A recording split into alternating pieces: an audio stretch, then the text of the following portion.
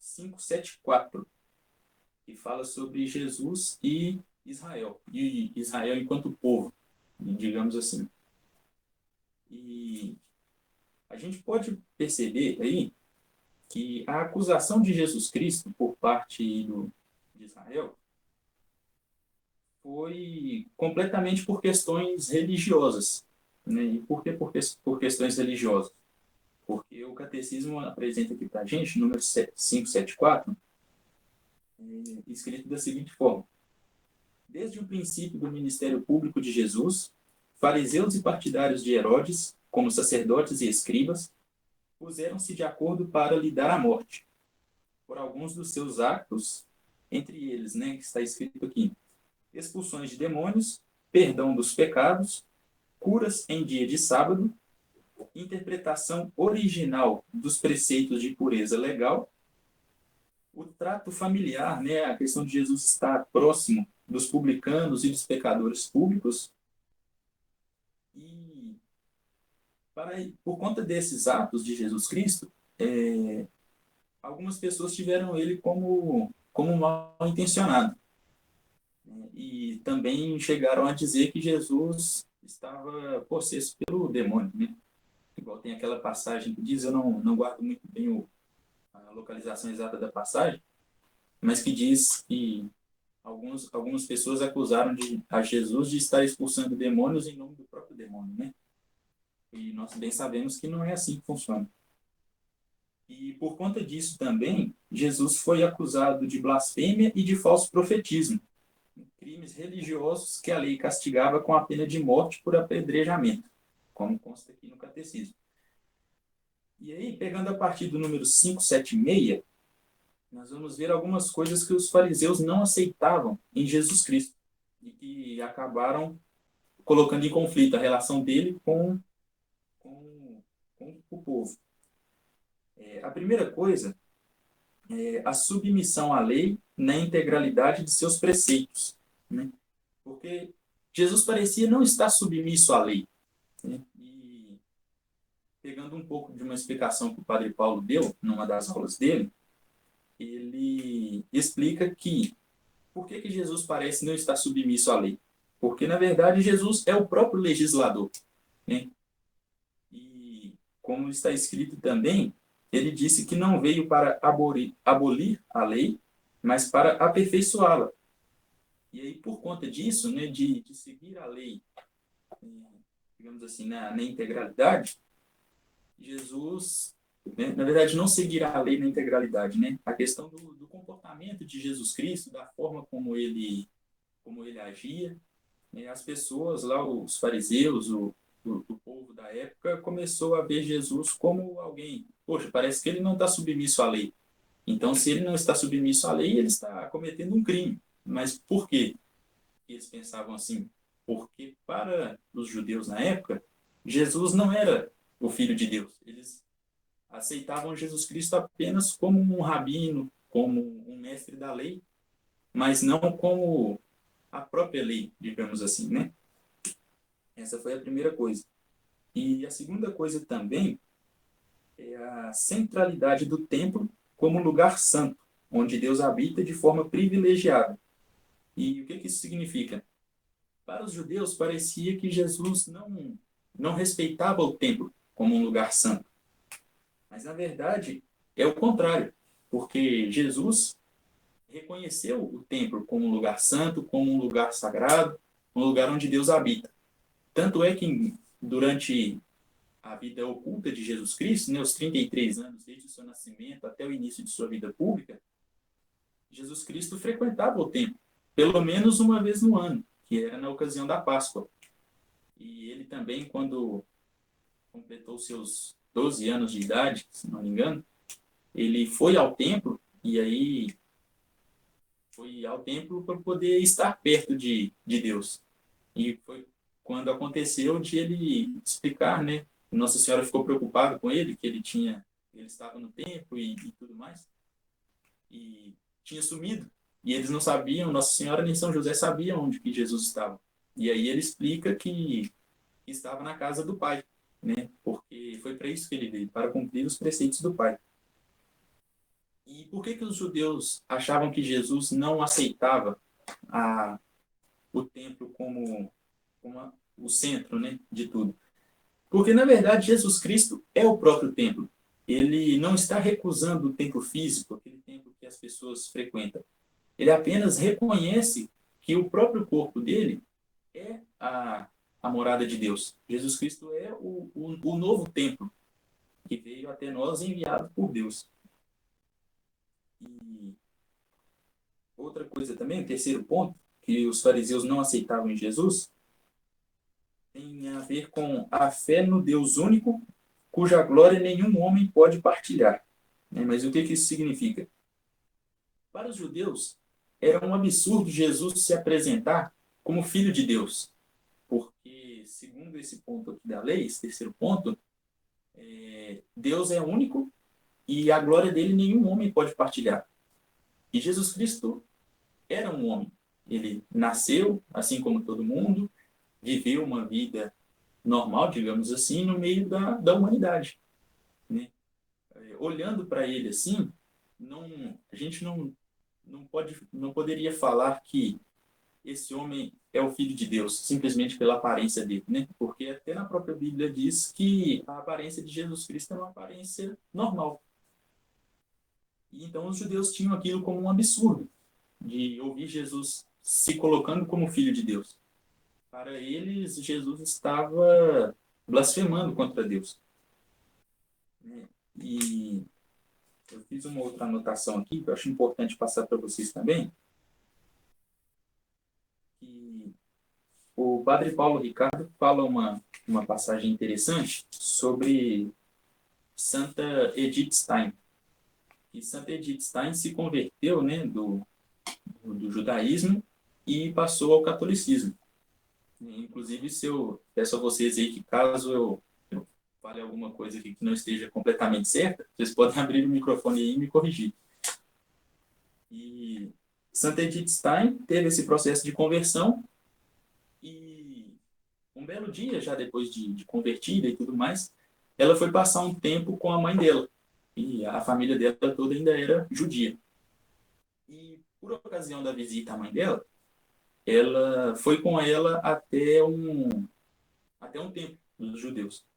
E aí participou ali da celebração juntamente com a mãe dela, e quando estava vindo embora, a mãe dela foi e perguntou: o que você achou da, da pregação, né, do ensinamento do Rabino?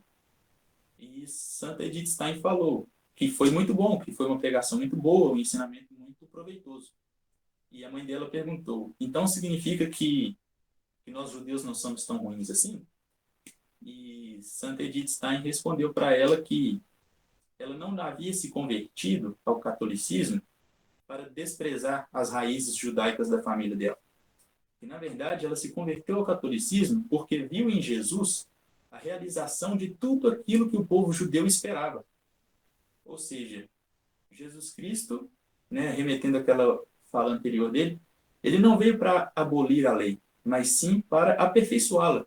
Então, Jesus Cristo, ele é a perfeição em pessoa. Ele vem para melhorar aquilo que precisa ser melhorado. E para poder, digamos assim, dar continuidade a essa obra, foi que ele fundou a igreja e instituiu os apóstolos, né, como os líderes da igreja, e deu a eles a missão de continuar anunciando o evangelho. E esse anúncio do evangelho, podemos ver aí que graças a Deus tem dado frutos, né? Nós temos aí os santos, temos os bem-aventurados, os beatos, e também as pessoas que vivem a vida em santidade, mesmo que uma vida oculta, né, na simplicidade do dia a dia, né? Existem muitos santos que nós nem sequer sabemos o nome. E esse exemplo de Santa Edith Stein é uma fala muito bonita da gente ter no coração, pois explica tudo isso que foi a vida de Jesus. É o cumprimento dos desígnios de Deus. E terminando essa fala, quando ela falou isso para a mãe dela, elas continuaram, né, caminhando e tudo em direção até a casa delas.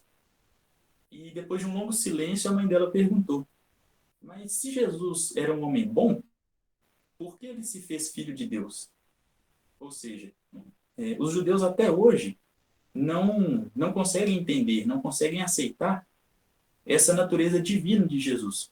Para eles, Jesus foi só outro profeta, né? Foi só, como eu havia falado antes, um rabino, um doutor da lei, mas eles não conseguem entender, não conseguem crer que Jesus é a própria lei.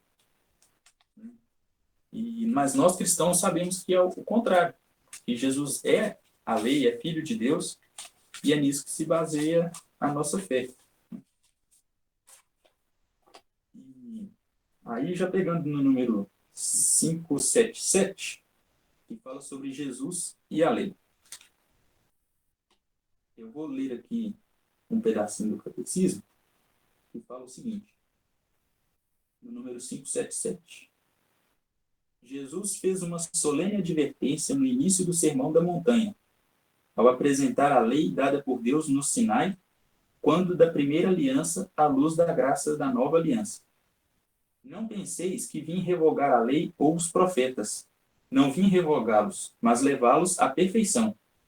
Em verdade vos digo, antes que passem o céu e a terra, não passará da lei a mais pequena letra ou mais pequeno sinal, sem que tudo se cumpra. Portanto, se alguém transgredir um só destes mandamentos, por mais pequeno que seja, e ensinar assim aos homens, será o menor no reino dos céus. Mas aquele que o praticar e ensinar, será grande no reino dos céus. E aí, o que a gente pode tirar desse artigo aí do Catecismo? É que é o seguinte, Jesus Cristo, como eu havia falado antes, ele é a realização da lei. Ele é o único coração que viveu o que estava previsto na aliança com Deus. O que diferencia ele dos outros profetas que vieram anteriormente é justamente isso. Jesus viveu em perfeição aquilo que estava nos desígnios de Deus.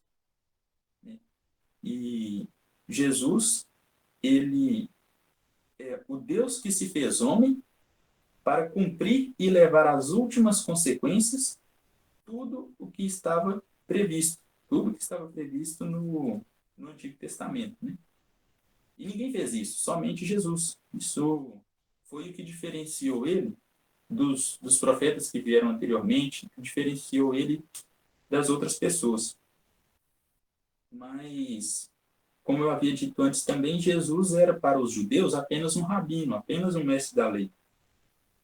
E, no entanto, os evangelhos dizem que a pregação de Jesus, ela tinha autoridade. Ele não só pregava, comentava e interpretava a lei, mas ele, de certa forma, espremia a lei e tirava dela a essência, tirava dela aquele sumo. Né? E quem mais poderia fazer isso senão o Filho de Deus? E é justamente esse talento, digamos assim, essa característica de Jesus, de ensinar com autoridade, com propriedade, que o diferenciava dos demais.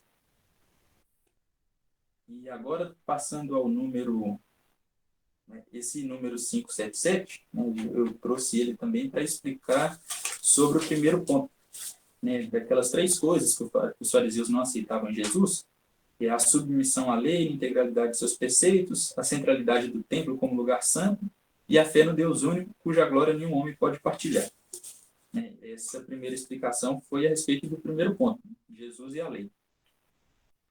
E agora também a explicação sobre Jesus e o templo. A gente pode pegar aí no número 583. Aí o número 583 diz o seguinte: Jesus, como antes dele os profetas, professou pelo templo de Jerusalém o mais profundo respeito. Ali foi apresentado por José e Maria, 40 dias depois do seu nascimento. Na idade de 12 anos, decidiu ficar no templo para lembrar aos seus pais que tinha de se ocupar das coisas de seu pai. Ao templo subiu todos os anos, ao menos pela Páscoa, durante a vida oculta. O seu próprio ministério público foi ritmado pelas peregrinações a Jerusalém nas grandes festas judaicas. Então, é aquilo que a gente tinha falado. Jesus vivia uma vida de fé, né? Ele ia ao templo, reconhecia o templo como um lugar santo, né? Conforme realmente era. E para Jesus também, ele reconhecia o próprio corpo, reconhecia a própria natureza como a natureza divina, né? Aí a gente pode pensar, poxa, mas Jesus ia ao templo e ao mesmo tempo reconhecia que o templo era ele. Mas como que isso pode acontecer? Como que isso é possível? É uma explicação, digamos assim, um pouco lógica, se a gente for pensar, que Jesus era Jesus, né? Então não tinha como ele viver fazendo de conta que ele não era o filho de Deus, né? Portanto, ele tinha consciência disso, tinha consciência da missão dele e vivia a vida conforme os desígnios de Deus. E tem até uma passagem, uma frase de Jesus Cristo que deixa isso claro para a gente, que é quando ele diz: destruam esse templo e eu reconstruirei em 3 dias. Né? Aquilo ficou para os judeus como algo absurdo. Né? Como que esse homem vai reconstruir um templo desse tamanho em 3 dias? Mas aí que está a questão. Jesus não está se referindo ao templo físico, ao templo de pedra, ao templo igreja, digamos assim. Ele está se referindo a ele próprio, ao corpo dele como templo, como morada de Deus. E a questão de destruir e ele reconstruir em 3 dias, ele já está falando sobre como seria, né, o processo de morte e ressurreição dele. Ele, como nós sabemos, morreu crucificado e ressuscitou ao terceiro dia. E como eu fiz aqui uma anotação também, que eu acho importante passar, mas recapitulando isso que eu acabei de falar. Jesus ele não está ameaçando o templo físico, né? Ele está se referindo a si próprio, identificando o seu corpo como lugar de cumprimento daquilo para o qual o tempo físico foi designado. E agora passamos à explicação do terceiro ponto, que é Jesus e a fé no Deus único, a partir do número 587. O número 587 diz o seguinte: se a lei e o templo de Jerusalém puderam ser ocasião de contradição entre Jesus e as autoridades religiosas de Israel, o seu papel na redenção dos pecados, obra divina por excelência, foi para essas autoridades a verdadeira pedra de escândalo. E aí, por que a gente entende isso como... O que está escrito aqui, na verdade, né, que o papel de Jesus Cristo na redenção dos pecados foi essa pedra de escândalo. Igual a gente falou anteriormente, tinha muitas coisas que Jesus fazia que os judeus não aceitavam, né? Eles viam aquilo como um absurdo. E uma dessas coisas era o fato de Jesus perdoar os pecados. Para eles isso era um absurdo, porque além de Jesus estar se colocando como filho de Deus, ele ainda estava perdoando os pecados das pessoas, né? Qual ser humano em sã consciência teria essa coragem, digamos assim, de fazer uma coisa dessas? Aquilo para os judeus era um absurdo. E a gente consegue entender o porquê de Jesus perdoar os pecados pensando na questão da Santíssima Trindade. Deus, ou melhor, Jesus, ele é Deus. E Deus é um só. Jesus é Deus e Deus é um só. Mas não é um só, sozinho. Digamos assim, vou tentar explicar para ficar um pouco mais fácil de entender. Existe a união monolítica, que é algo que é um só e sozinho. Por exemplo, essa caneta é uma caneta só, sozinha. É só ela e mais nada. E existe a unidade divina, né? A unidade monolítica e a unidade divina. A unidade divina, a gente pode entender como a comunhão entre 3 pessoas, né? A comunhão dessas 3 pessoas, que é o Pai, o Filho e o Espírito Santo, e a natureza dessas 3 pessoas deriva de Deus, deriva de uma só coisa, e nesse caso é Deus. E para ficar um pouco mais fácil também de entender, nós podemos raciocinar da seguinte forma: essas três pessoas, elas coexistem, mas são todas derivadas da mesma natureza. Deus quis realizar a obra de salvação no mundo, Deus quis salvar a humanidade. E para isso, ele enviou à Terra Jesus Cristo, seu Filho, e o Espírito Santo dele, o Espírito Santo de Deus. De forma que a existência e a ação de Deus na Terra era uma, e a existência e a ação do Espírito Santo era outra. Era Jesus Cristo no plano físico e o Espírito Santo no plano espiritual, digamos assim, né? O que Jesus fazia, a cura dos milagres, as pregações inspiradas através das quais as pessoas se convertiam, tudo isso era proporcionado pelo Espírito Santo. Era Jesus Cristo era o Espírito Santo que guiava Jesus Cristo conforme a vontade de Deus, conforme os desígnios de Deus. Então, isso ajuda a gente a entender como que a existência de Deus Pai, Deus Filho e Deus Espírito Santo são separadas, porém todas elas estão numa relação de mutualismo, né, de ajuda mútua. A ação de Jesus Cristo na Terra não faria sentido sem o Espírito Santo, assim como a do Espírito Santo não faria sentido sem Jesus, e ambas não fariam sentido sem Deus. E a existência de um colabora com a existência e com a missão do outro. E esses três pontos foram os pontos de dificuldade na relação de Jesus com os judeus. Mas é importante também a gente pensar o seguinte, que a igreja, ela não acusa os judeus pela morte de Jesus Cristo. E a igreja, na verdade, ela é a realização do novo Israel. E convida o antigo Israel a fazer parte dessa realização. Aí a gente passa ao parágrafo 2º. Vou só localizar ele aqui. Que é onde fala que Jesus morreu crucificado. E voltando àquele ponto da igreja não responsabilizar os judeus enquanto povo pela morte de Jesus Cristo, é por causa do seguinte. Os judeus não foram coletivamente responsáveis pela morte de Jesus Cristo. Vou voltar no número 597. Número 597 fala o seguinte. Tendo em conta a complexidade histórica do processo de Jesus, manifestada nas narrativas evangélicas, e qualquer que tenha sido o pecado pessoal dos intervenientes no processo, Judas, o Sinédrio e Pilatos, né, acho que foram aqui uns exemplos que o catecismo trouxe, que Deus só conhece, que só Deus conhece. Não se pode atribuir a responsabilidade do mesmo ao conjunto dos judeus de Jerusalém, apesar da gritaria de uma multidão manipulada e das censuras globais contidas nos apelos à conversão, depois do Pentecostes.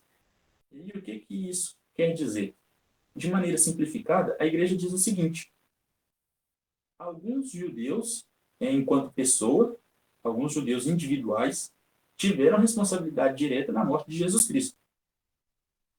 No entanto, não foram só eles. Né? Dizer que isso é culpa dos judeus e pronto, é lavar as nossas mãos perante a nossa responsabilidade também.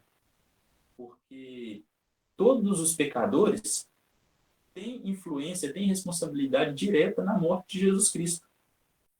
E aí a gente passa ao número 598. E aqui a gente pode destacar o seguinte. Por que todos os pecadores têm responsabilidade na morte de Jesus Cristo? Porque Jesus Cristo, ele se fez homem e veio à Terra para cumprir a vontade de Deus, que era a salvação da humanidade. E por isso ele morreu na cruz e ressuscitou ao terceiro dia, abrindo para nós as portas do céu. E quando nós pecamos, né, nós voltamos a fazer aquilo Nós voltamos a nos submeter àquilo do qual Jesus veio nos libertar. Então, a gente, na verdade, não está dando valor ao sacrifício de Jesus, né? Jesus veio e passou pelo que ele passou, pela nossa salvação, e mesmo assim a gente volta a cair no pecado, volta a se deleitar com o pecado, e isso fere diretamente a Jesus Cristo. E por que que a gente fala, mas Jesus Cristo não tem como sofrer mais? Jesus Cristo já foi ascendido aos céus, né? Ascendido, acho que é essa palavra mesmo. E, inclusive, hoje, né, se celebra também a festa da ascensão de Jesus Cristo. E Jesus Cristo subiu aos céus e agora ele já não padece mais. Isso é verdade, Jesus Cristo já está no céu, ao lado, à direita de Deus Pai. E não sofre fisicamente como ele sofreu no Calvário. No entanto, Jesus Cristo, quando subiu aos céus, ele deixou para nós a igreja, né, que constitui o corpo de Jesus Cristo, do qual ele é a cabeça. Então, pensando por esse lado, avaliando essa afirmação, essas passagens que provam isso também, nós fazemos parte do corpo de Jesus Cristo. E nós, na igreja, pertencentes à igreja aqui na Terra, fazemos parte do corpo padecente de Jesus Cristo. Que significa o quê? Nós estamos passando pela provação do mundo, passando pelos sofrimentos, passando, né, por tudo que nós passamos no dia a dia, para que nós possamos buscar a salvação, né? É a forma como nós vivemos aqui na Terra que vai definir se nós seremos salvos ou não. E enquanto estamos aqui na Terra, constituímos a igreja militante, o corpo padecente de Cristo. E aí, um dia, quando, com fé em Deus, Nossa Senhora, nós alcançarmos a salvação, passaremos a fazer parte da igreja triunfante, ou seja, do corpo glorioso de Cristo, que já está no céu e não padece mais. No entanto, Jesus fala que, quando ele sobe aos céus, ele fala que não iria abandonar os discípulos, os apóstolos e a igreja. Que ele iria enviar o Espírito Santo para nos guiar. Então, se a gente disser que a igreja não faz parte do corpo de Cristo, que os nossos pecados não ferem Jesus Cristo, nós estamos negando essa verdade que ele deixou para nós, né? Que o Espírito Santo viria para nos guiar, e negando também a verdade de que a igreja é o corpo do qual Jesus é a cabeça. Então, os nossos pecados, eles ferem, sim, a Jesus Cristo, né? Podem não ferir a Jesus Cristo lá no céu fisicamente, mas ele sente a mesma dor que ele sentiu no Calvário, porque ele passou por toda aquela situação para nos salvar, e hoje nós continuamos pecando e continuamos crucificando a Jesus Cristo. E aí a gente chega num ponto interessante também, que é o seguinte: a igreja, como eu havia falado antes, não diz que os judeus são os únicos culpados da morte de Jesus Cristo. E, na verdade, os culpados pela morte de Jesus Cristo são todos os pecadores. E por que que nós, enquanto cristãos, temos que tomar o máximo de cuidado possível, né, e fugir realmente do pecado, fugir, né, com o perdão da comparação, como o diabo foge da cruz? Porque os judeus foram responsáveis pela morte de Jesus Cristo, né, algumas pessoas em particular, porque eles não conheciam Jesus Cristo, não conheciam a natureza divina de Jesus Cristo. Até anotei aqui que nós somos nós somos inclusive mais culpados que os judeus, pois eles não reconheceram a Jesus como filho de Deus. Caso contrário, não o teriam crucificado. Nós cristãos, no entanto, reconhecemos o Rei da Glória, fazemos parte da igreja que ele deixou e fazemos parte também do plano de salvação de Deus para a humanidade. E mesmo assim, quando pecamos, é como se nós levantássemos a mão contra Jesus Cristo. Quando nós cometemos algum pecado, por mais leve que seja, nós nos unimos àquela multidão que escolheu soltar Barrabás ao invés de soltar Jesus Cristo, né? E que gritou para crucificarem Jesus. Por isso que temos que tomar bastante cuidado, né? Estar sempre firmes na vida de oração, próximos dos sacramentos, para que não voltemos a crucificar Jesus mais uma vez, né? E aí a gente fica com aquela pergunta. Realmente, meus pecados também foram responsáveis pela morte de Jesus Cristo. Mas como que os meus pecados foram responsáveis por isso? Como que o meu pecado mata Jesus Cristo? Conforme isso que eu acabei de explicar. Porque nós fazemos parte da igreja, conhecemos a autoridade de Jesus Cristo e mesmo assim voltamos a crucificá-lo mais uma vez. O padre Paulo Ricardo fez uma reflexão também, né? Eu estou falando dele aqui direto porque é uma fonte muito boa também, né, para a gente estudar e conhecer mais sobre a fé. E ele fala o seguinte, que Santa Faustina, em suas visões, ela viu Jesus Cristo sendo crucificado e ela viu como que Jesus Cristo estava padecendo, estava sofrendo com aquilo tudo que ele estava passando, né? Os soldados lá maltratando Jesus, a multidão em volta e todo aquele sofrimento, né? Porém, ela via que Jesus não estava sofrendo tanto assim. Ele sofria, mas não sofria muito. E nessa mesma visão, ela viu também padres e bispos açoitando Jesus Cristo junto com os soldados romanos.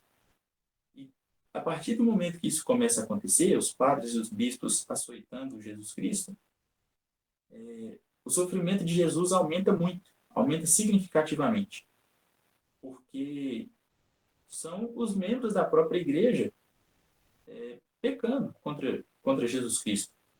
Isso se restringe só aos padres e aos bispos? Não, isso quer dizer todas as pessoas, todos os membros da igreja, né? E conforme o Padre Paulo falou também, essa visão de Santa Faustina foi, né, claro, inspirada por Deus, inspirada por Jesus Cristo, para mostrar, né, para alertar e chamar a atenção para os pecados cometidos pelos homens da igreja contra a castidade, contra a pureza, contra o celibato, né? Tudo aquilo que acontecia na época, Santa Faustina teve essa visão, né, permitida por Deus, né? E aí essas visões, essas experiências místicas dos santos servem para nos alertar, né? É uma forma que Deus encontra de meio que chamar nossa atenção e falar para a gente, olha, reza mais, porque está acontecendo isso na igreja, está acontecendo isso no mundo, e para isso melhorar, para isso parar de acontecer, nós, os fiéis, temos que rezar, temos que fazer a nossa parte. E essa questão de aparecer na visão de Santa Faustina, os padres e os bispos flagelando Jesus, né, como eu falei, não fica só restrito a eles, engloba também todos os fiéis que pecam constantemente, que agridem a Jesus Cristo, né? Esses flagelos que Jesus recebe e aumenta a dor dele na cruz são os pecados da própria igreja. Então, nós temos que tomar bastante cuidado com isso, né? E vigiar bastante as nossas ações para que a gente não contribua com a crucificação de Jesus Cristo. E pedir muito a Deus sabedoria para nos mantermos firmes no caminho da salvação. E, no mais, pessoal, é isso que eu quero passar para vocês, né?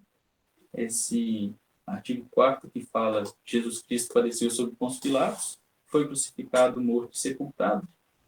Eu tentei sintetizar e passar para vocês nesse conteúdo. Espero que eu tenha conseguido contribuir de alguma forma, ter trazido algo de benéfico, algo de construtivo para vocês. E como eu falei no começo, se eu deixei passar alguma informação importante, algo que vocês acham que eu deveria ter falado, ou se eu falei alguma coisa também que não estava correta, eu peço a gentileza que vocês me corrijam. E caso tenha ficado alguma dúvida, algum questionamento, podem ficar à vontade também para falar. E vamos abrir aí esse momento para vocês falarem o que vocês acharam da aula, trazerem as suas dúvidas, para que eu possa estar respondendo aí conforme Deus permitir.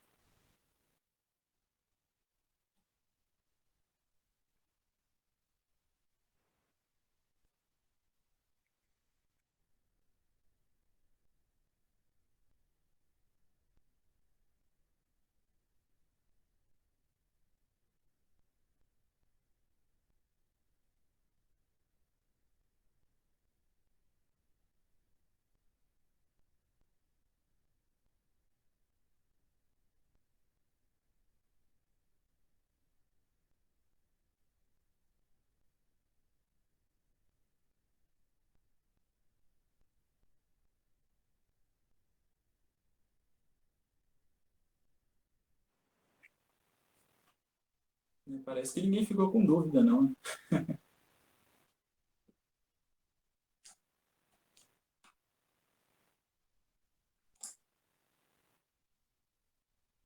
Obrigada pela aula, Matheus. Muito bom.